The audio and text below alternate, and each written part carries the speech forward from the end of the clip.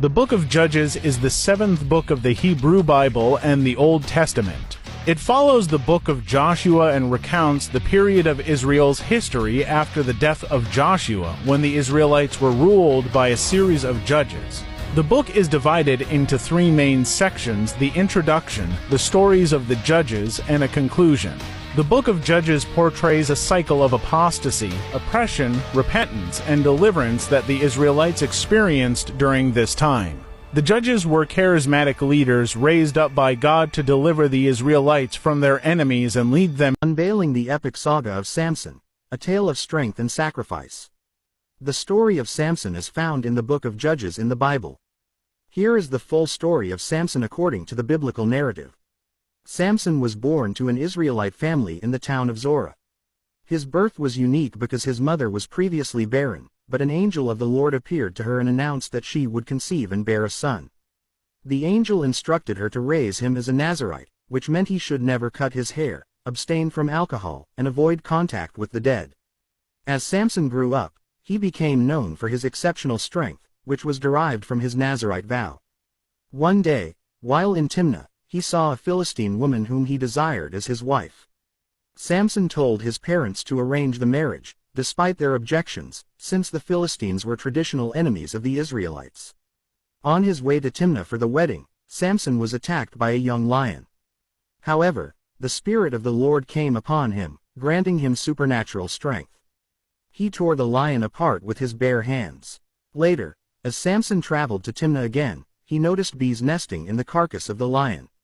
He took honey from the bees and ate it, violating the Nazirite vow's prohibition on contact with the dead.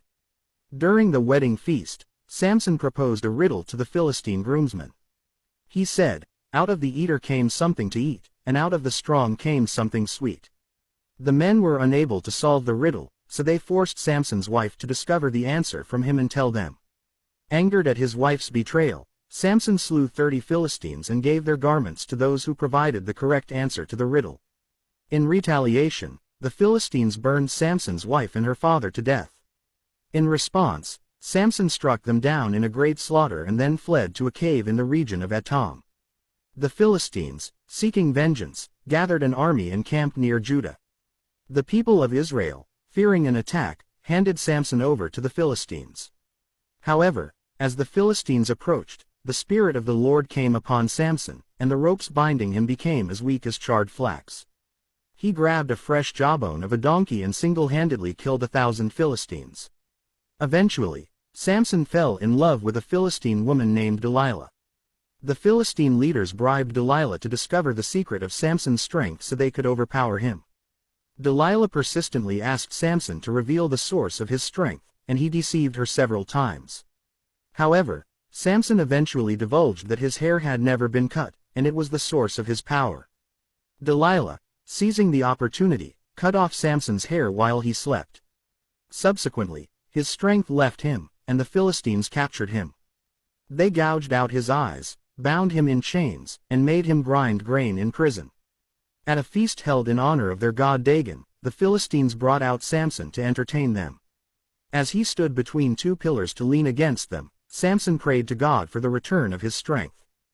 God answered his prayer, and Samson pushed against the pillars with all his might, causing the entire building to collapse, killing him and everyone inside, including the Philistine lords.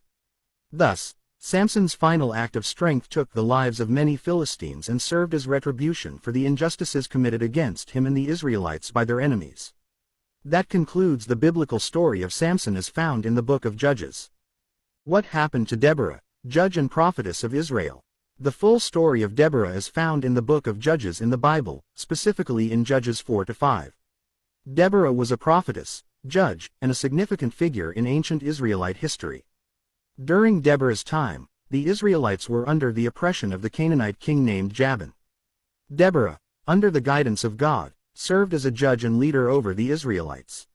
She would sit under a palm tree, which was known as Deborah's palm, and the people would come to her for judgment and guidance. One day, Deborah called Barak, a military commander from the tribe of Naphtali, and delivered a message from God. She instructed Barak to gather an army of 10,000 men from the tribes of Naphtali and Zebulun and led them into battle against Jabin's forces, led by his general, Sisera. However, Barak was hesitant and requested that Deborah accompany him into battle. Deborah agreed but warned Barak that because of his lack of faith, the honor of the victory would belong to a woman, not to him. Barak gathered his troops on Mount Tabor, and Jabin's army, including Sisera, prepared to face them. Deborah sent word to Barak that the time had come, and he descended from the mountain with his forces. As they engaged in battle, God caused confusion among Jabin's forces. Barak and his army successfully routed them, but Sisera managed to escape on foot. Sisera sought refuge in the tent of a woman named Yael, who was married to a man from a friendly tribe. Yael offered him milk to drink and persuaded him to rest.